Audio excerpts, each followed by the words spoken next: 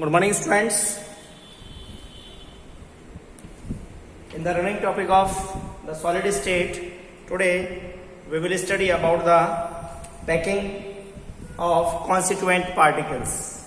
Before this, in previous lecture or previous video, we have discussed till the summary of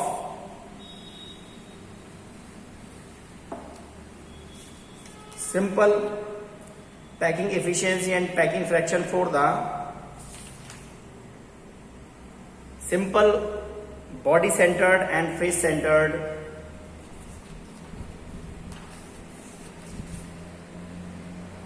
cubic cell.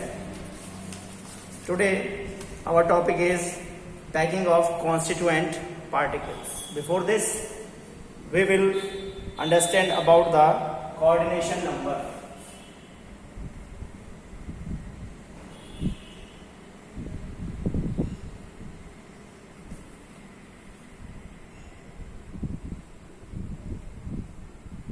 Coordination number, the number of nearest neighbors, means nearest neighbors or touching atom to any other constituent atom in crystal is called coordination number.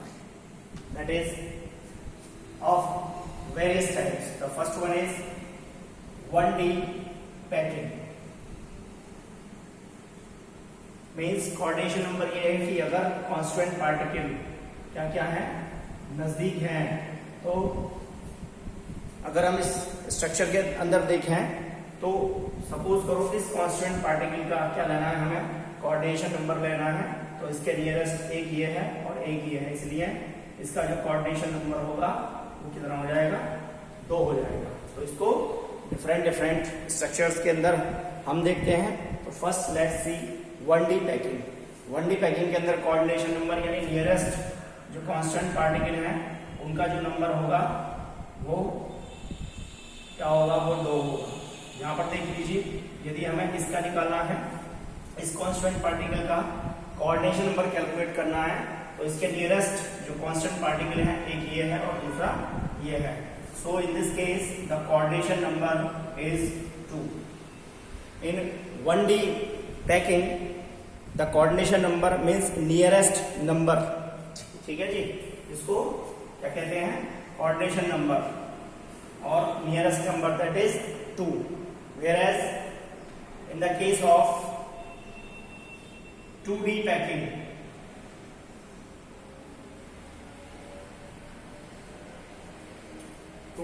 को हम 2 तरीके से study करेंगे. The first one is 2D surface packing.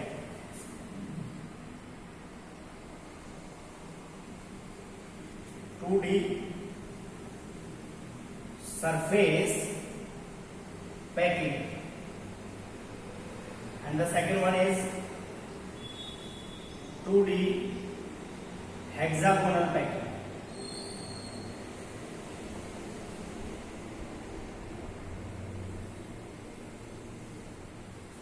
Surface packing and 2D hexagonal packing. तो 2D surface packing के अंदर क्या आएगा, अगर 2D सरफेस पैकिंग को देखें तो जो नियरेस्ट कॉन्स्टिट्यूएंट पार्टिकल हैं उनके बीच हमें कोऑर्डिनेशन नंबर कैलकुलेट करना है. तो सपोज करो यहां हमें क्या लेना है, कोऑर्डिनेशन नंबर लेना है इस एटम का. तो ये नियरेस्ट 1, 2, 3 और 4, इन ये जो कांस्टेंट पार्टिकल है ये इन 4 कांस्टेंट पार्टिकल से जो नियरेस्ट नेबर्स पार्टिकल हैं इनके द्वारा घिरा हुआ है. So the coordination number C, coordination number क्या हो जाएगा, that is equal to 4. In the case of 2D surface packing, the coordination number is 4. Let's see in 2D hexagonal packing. In the case of 2D hexagon, यहाँ पे क्या बनाएगा, ये hexagon बनाएगा. देख लीजिए, नियरेस्ट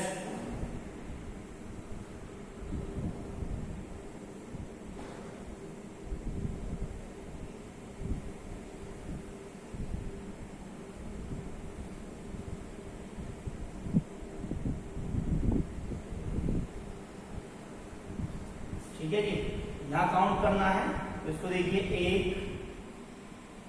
और 2 3 4 5 और ये भी इससे क्या है, टच में ही आएगा। ठीक है, इस तरीके से यहां पर 1 2 3 4 5 और ये 6, ये ना ऊपर के आप इसको ले लीजिए। तो ये नियरेस्ट, ये जो है कांस्टेंट पार्टिकल, नियरेस्ट 6 कांस्टिट्यूएंट पार्टिकल के द्वारा ये कवर अप है, इसलिए यहाँ कोऑर्डिनेशन नंबर क्या होगा, 6 होगा। So this is the coordination number in the case of 2D hexagonal packing. ये यहाँ क्या बनाएगा, जस्ट एक हेक्सागोन डेवलप करेगा।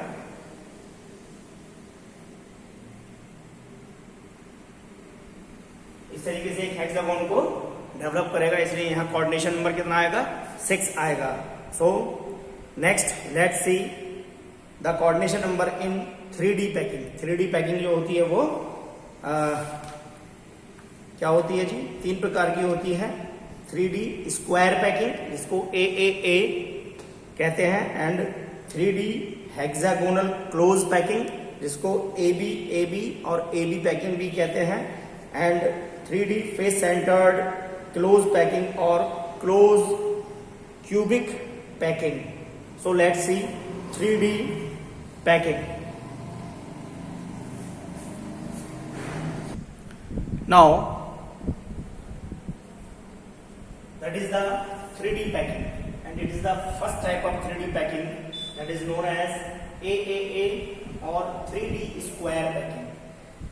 देखिए, let's see if we have a closed container just like as a देखा होगा आपने, लड्डुओं को यदि हम किसी डब्बे के अंदर पैक करें तो पहला जो लेयर है उसको हमने सीक्वेंटली क्या कर दिया, उसके ऊपर उसको नीचे से हमने क्या कर दिया, जो डब्बे के अंदर लड्डू हैं वो हमने पुट कर दिए। तो उसके ऊपर क्या किया, और एक एक सीरीज हमने और बना दी।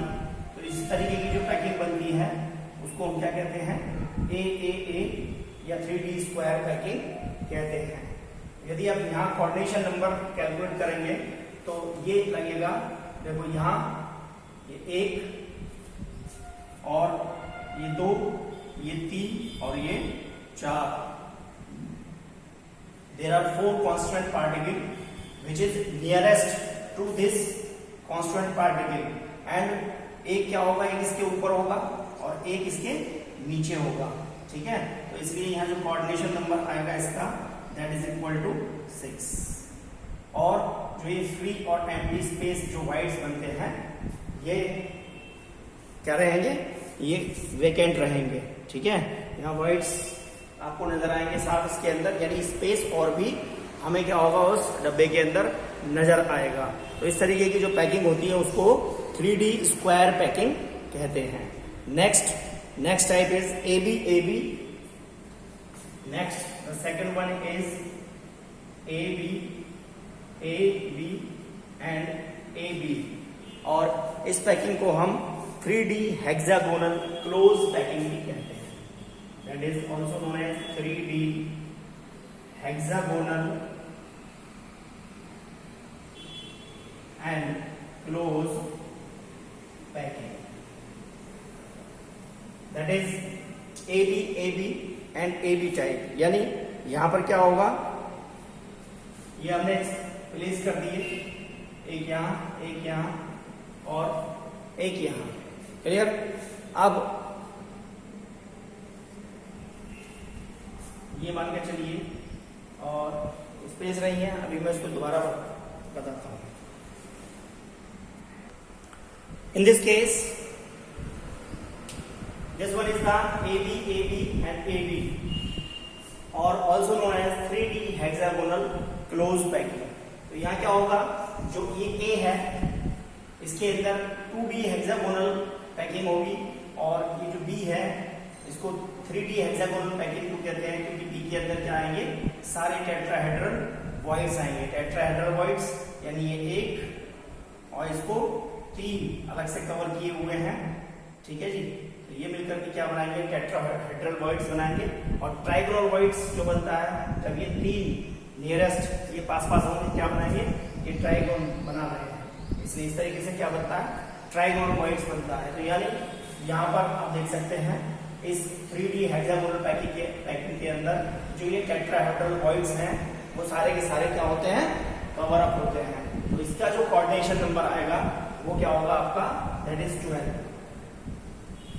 इन this case the coordination number is 12, क्योंकि आप यहाँ देख सकते हैं कि 1 2 3 और ये खुद अपना आप में 4th, ये सब एक दूसरे क्या है, क्लोज पैक हैं, इसलिए इस पैकिंग को 3D हेक्सागोनल क्लोज पैकिंग क्या कहते हैं, 3D हेक्सागोनल क्लोज पैकिंग कहते हैं। Now third type is ABC और ABC, यानी उसको face centred cubic close packing या CCP भी कहते हैं। सो let's C third ABC and ABC type. This is the third type, ABC or FCC or CCP closed packing.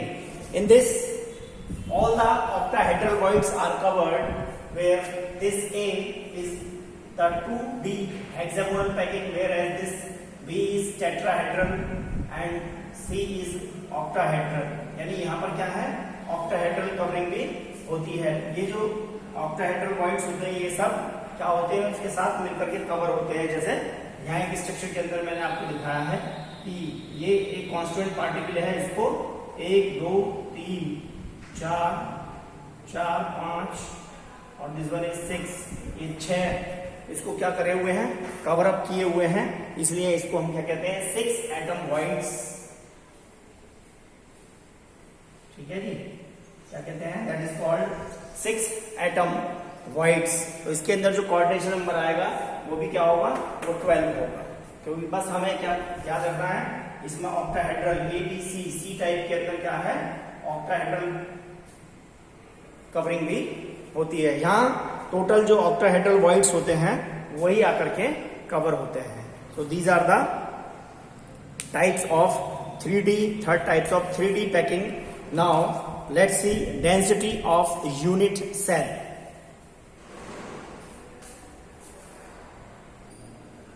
Density of unit cell.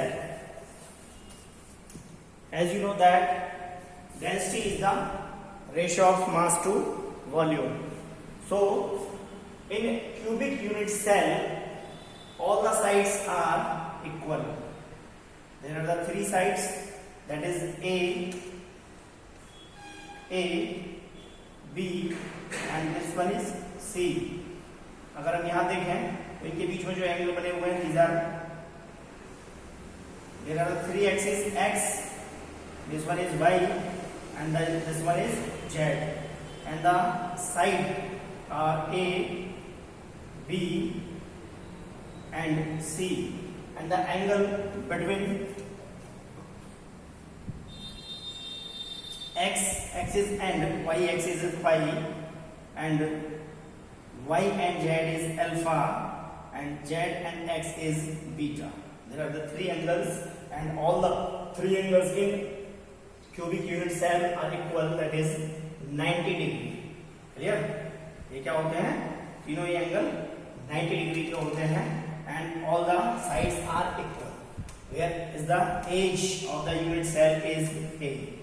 Unit cell का जो as है वो क्या है, A लिया हुआ है। So you know that volume of unit cell, volume क्या हो जाएगा, volume of unit cell that is equal to side cube. Side क्या है, A, so that is A cube volume आ गया आपका। And now mass of the unit cell, mass of unit cell, mass को calculate करेंगे, that is equal to rank of unit cell, और that is equal to Z means atom upon unit cell. ये आ जाएगा आपका rank of unit cell that is equal to किसके बराबर होगा, that is rank of unit cell, ये बराबर होता है एटम अपॉन यूनिट सेल, यानी जो एक एटम है उसके यूनिट सेल में डिवाइड कर देंगे तो हमें आ जाएगा इसका एटम का टोटल मास पता लग जाएगा। क्लियर? अब यहां क्या क्या कैलकुलेट करेंगे, तो मोलर मास क्या होता है, that is molar mass is equal to 6.022 multiply 10 to the power 23, that is Avogadro number into m atom, जो उसका मास होगा एटम का, उसमें अगर हम क्या मल्टीप्लाई कर देंगे एवोगाड्रो नंबर से तो हमें क्या मिल जाएगा, मोलर मास। तो m एटम हमें यदि कैलकुलेट करना है that is equal to mm upon Na, mm upon Avogadro number. इस फॉर्मूले के द्वारा भी हम क्या कर सकते हैं, कैलकुलेट कर सकते हैं। Now density of unit cell, आगे देखते हैं इसको मैं रफ कर देता हूं। Density of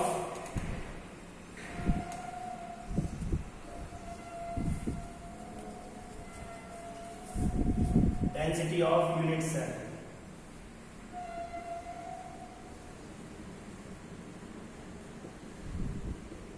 that is equal to,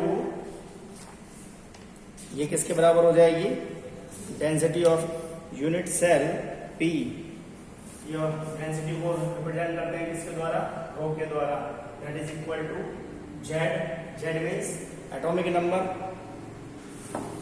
multiply by molar mass divided by volume into Avogadro number.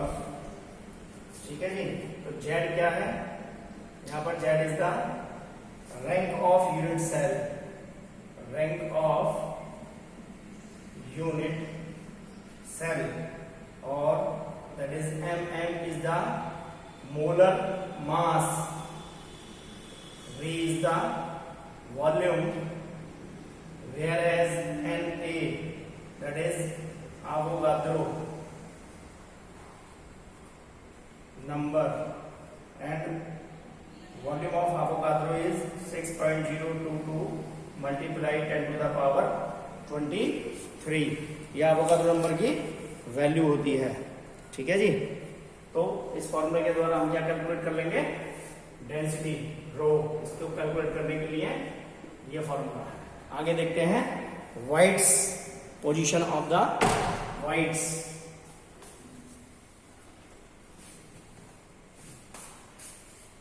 Now let's see position of voids, it is in 3D और FCC। 3D packing के अंदर हमने क्या बताया था, क्या बनता है, टाइप्स होते हैं A, B, C and A, B, C। तो A जो होता है वो 2D, इसको इंडिकेट करता है, A indicates 2D hexagonal packing, that is 2D hexagonal packing, whereas this B indicates the tetrahedral। ठीक है जी, टेट्राहेड्रल वाइट्स को इंडिकेट करता है, टेट्राहेड्रल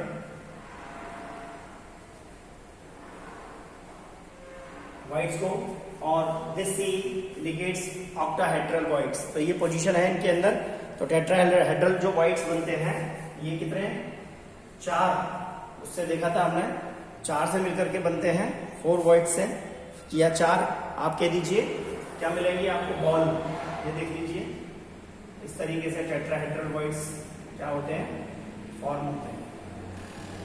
ठीक है, इसको क्या है आप कवर कर लीजिए, यानी इस एक को ये 3 और घेरे हुए हैं, तो फॉर्मेशन किसकी होगी, टेट्राहेड्रल वाइट्स की फॉर्मेशन होती है।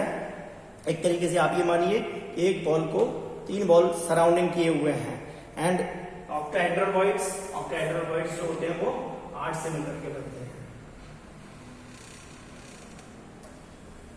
ठीक है जी, 4 तो ये आ गए, और इसके अंदर भी क्या आ जाएगा, 3 तो ये है ही है। इस तरीके से क्या बनेंगे, ये ऑक्टाहेड्रल वॉइड्स बनेंगे, यानी इसके अंदर क्या रहती है, इस ऑक्टाहेड्रल वॉइड्स को आप कंपैरिजन इस तरीके से भी कर सकते हैं। ये ट्राइंगल और that is indicates octahedral voids. और टेट्राहेड्रल वॉइड्स जो होते हैं that is present at body diagonal, और ये कितने होते हैं, 2 होते हैं। तो टोटल 4 × 2 कितने हो जाएंगे आपके 8। इस पैकिंग के अंदर 8 टेट्राहेड्रल वॉइड्स होंगे, और इसका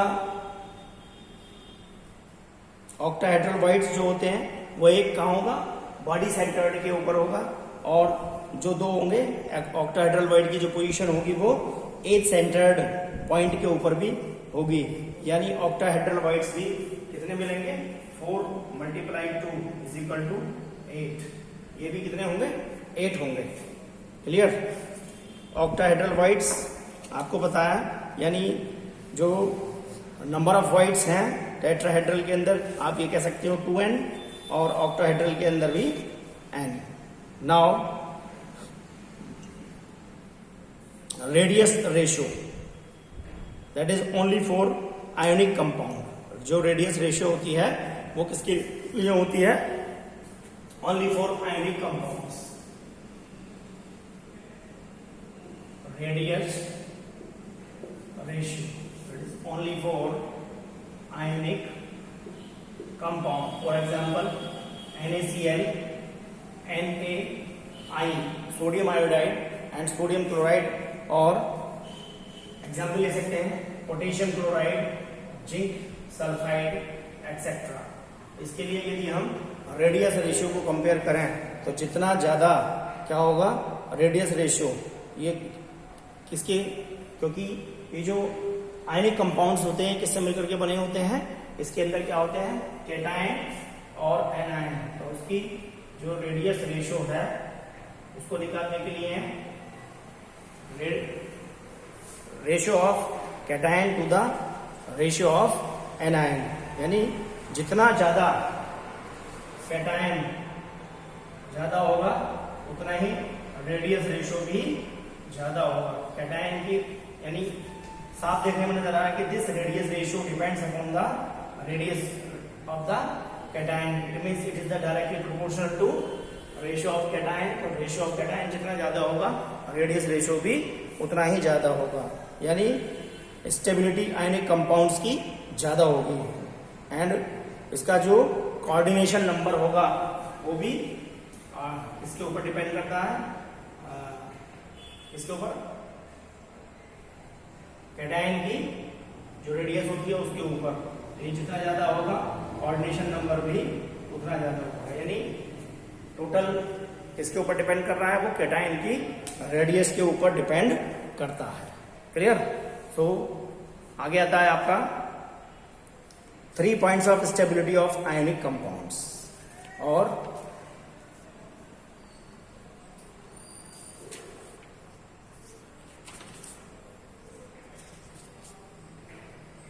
three points of stability of ionic compounds. Let's see.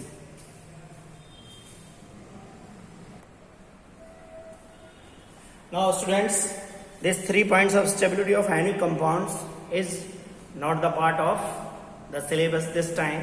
So in next video we will discuss about the defects, defects in solids. That is the last topic. Defects in solids we will discuss later in next video. So in this video this is the part. Okay, have a nice day. Thank you very much.